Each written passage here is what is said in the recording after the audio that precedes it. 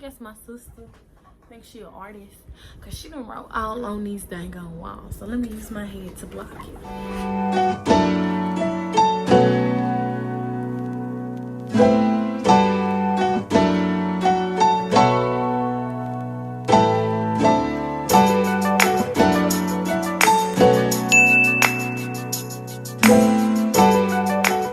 Welcome to Daily Dose of Dai. I posted on my Instagram, which you guys should follow. I'm gonna put it here. My YouTube being relaunched, so to speak. I've been talking for several years about wanting to have a channel and wanting to get my YouTube journey started, and I never have. Shout out to everybody who's been encouraging me and pushing me to telling me to keep going, because I'm finally doing it and I'm gonna follow through with it. So I decided this summer that I'm really gonna focus on it. It's been a lot of not focusing on me for the past few years, and I'm ready to focus on me. So with that being said, I cannot wait to bring y'all on this journey. I haven't came up with a name for the people that will be following me. I don't know what to call y'all. If y'all got some ideas, leave it in the comments. What do y'all like? I use the butterfly as my emoji in the white heart. So yeah, something along the lines of that. I don't know. We'll see. And I'm going to let y'all know a little bit about me by answering these questions. So a few questions that weren't on here that I wanted to answer. My name is Deja. I am from Memphis, Tennessee. Memphis. The beautiful land in the world. Yeah. I have siblings. I am the oldest, so I am the second mama. I think that's pretty much it about me. Oh, my birthday. My birthday is November 18th. I am 21 years old. And I'm a Scorpio. I don't know if y'all do the astrology thing, but I'm a Scorpio. Don't hate in the comments, okay? Thank you. So let's get into the questions. The first question was, what are my favorite hair products? My favorite hair products are my own products. Coming soon. Favorite wig you've made? My favorite wig was this one, but because I made it on a sewing machine. It was my first time making a wig fully through on a sewing machine, and it looked this good. So I really like this wig, but y'all, I messed it up. I'm very heavy-handed, and so when I was plucking, I was using the method when you pluck with your fingers, and I done ripped the dang on hole in the closure. But it's okay. I know better now. It was my first time trying the hair, so of course you're gonna make mistakes. Everybody makes mistakes. Nobody's perfect. Anyways, next question. Cities you like to live in post-graduation? I graduate 2020. I'm out, and I cannot wait. Did I say 2020? I just lied that fast. I graduate 2021. I'm so sorry. Graduation 2021. Holla at me. Anyways, 1 degree hotter. Post-graduation cities that I want to live in. I used to hate Atlanta, y'all. I'm never living there. I don't ever want to live there, blah blah blah. Girl, boys, now look at me. I would love to live there just because the industry I am in is the best for me to go there. I know some people don't necessarily have to have a license to work there. It's just more networking opportunities there, and I know that my work is dang good. Make sure you follow my business page. I'll insert it here, so follow that. But yeah, I have more opportunities in a city like that. And granted, yes, it will be harder picking up because I don't have as big of a name right now, but we're gonna get into that later on. Another place I have always had my heart set on, I really wanted to go to school in Texas, but UT had always had my heart. University of Tennessee, Knoxville, not the other fake UT. Yeah, I said it, fake UT. So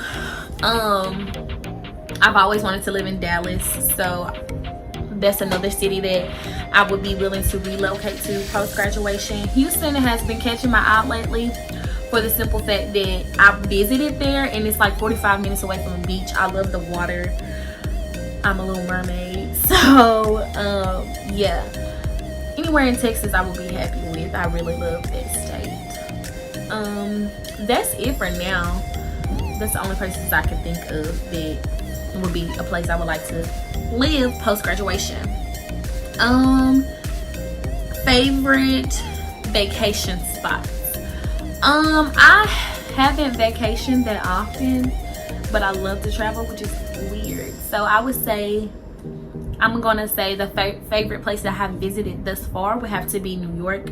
I absolutely loved New York, y'all. I loved it. Every moment of it, despite everything that was going on, I loved New York. I will say that.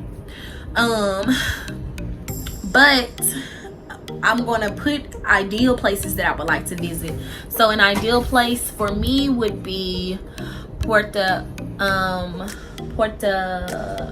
Vallarta. What?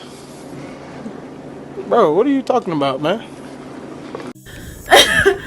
Anywhere out of the country I would love to visit. I was supposed to visit Ireland this summer for my field placement for my major, but Miss Rhonda missed everything. Anywhere out of the country, I really, my ideal place to go when I graduate is Dubai. Smaller, I would like to visit Los Angeles, San Francisco, Atlanta. Weirdly enough, I have never been to Atlanta as an adult, so to speak. I've been as a child and went to the Coca-Cola factory and stuff like that, but I haven't been as an adult, as a 21-year-old who can get into most of these clubs and stuff like that. So I want to experience Atlanta in its fullest. So yeah, I think that's the only places I can think of off the top of the dome. If I could travel, mark off every country, that's a stretch. If I could mark off every continent, I would be happy because I love to travel. Next question. What would be the biggest lesson you've learned? I think this is a very important and deep question, and I hope I have the words to properly answer this question. So I think that it's hard to say the biggest lesson that I've learned, because all lessons that I've learned are important to me, just for the simple fact that you learn yourself more with every lesson that you learn. I hope y'all get what I mean. So I'm only 21, but the biggest lesson thus far that I have learned would have to be, don't rush your process. Because like I said, I'm only 21, but I have such big goals that I feel like I have to rush to get to, because I see other people like that are well off or better off than I am, and they're at the same age than me. So you have to stop comparing yourself to other people, stop comparing your process to other people, stop rushing what you got going, and keep the faith that you will get there and stay the course, and you will be there. Like, I don't know any other way to explain it better, but just don't rush what you got going. So I would say that's the biggest lesson I've learned. One of the biggest lessons thus far. Next question is, what is your why?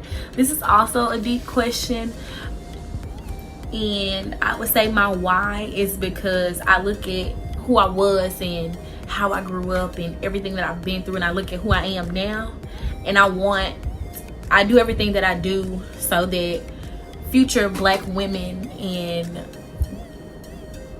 little girls growing up can have somebody to look up to and see that they can also do it too. I wouldn't say that I didn't have a good example of black women in success, but I've never seen anyone bigger than a black nurse when I was growing up. Now I see multiple black entrepreneurs, black doctors, black lawyers, and it makes my heart flutter because I know the depths of all that we can do, and I know how far we can go. And so my why is because I know what I've been through, and I know where I'm going to be in the end, and I want everyone else that's younger than me, older than me, same age as me, to also have the same confidence to believe that they can do whatever they set their mind to. Hope that makes sense. The next question, what keeps you motivated? I think my biggest motivation would have to be the people I surround myself with. I am an advocate and a firm believer of the people that you hang around is a reflection of yourself. So the people that I surround myself with are people who are equally yoked and are like-minded and have the same go-getter type of attitude as me. And all that just keeps me motivated. If you have people around you that's on the same hustle as you and on the same stuff that you own, you gonna get to where you need to be in the future, because you got a good support system. I will also say good motivation for me would have to be my family, my little sisters and my little brothers. I do what I do so they can see that they can do it too. My brother actually has a very successful YouTube channel, so I took it from him and got motivated because he has what, like 6,000 followers. I'll insert his link to his channel below. He is hilarious, y'all. He made my intro video, he made my cousin's intro video. I'll also insert her YouTube channel below. We are a family of hustlers and go-getters. We're gonna get it by any means, I promise you. And that's what keeps me motivated, my hustle mentality and my family and my friends. What are your short-term and long-term goals? Short-term goals: YouTube at least 1,000 followers, my business page at least 1,000 followers, and I want my personal page, Instagram page, to have at least 5,000 to 7,000 followers. And these goals are within the next year, so we're gonna bookmark this and come back to this on June 15th 2021 and see if I've met those goals. See when, because I'm gonna speak it into existence when I meet those goals, and I'm excited for that. Long-term goals: I want my business to be a household name, so I want more than just hair. That is my one of my long-term goals. Another long-term goal of mine is to be a millionaire. I really call it short-term goals because I expect to be that in 2 years, so we are going to see. Who or what can calm me down the quickest in a heated moment?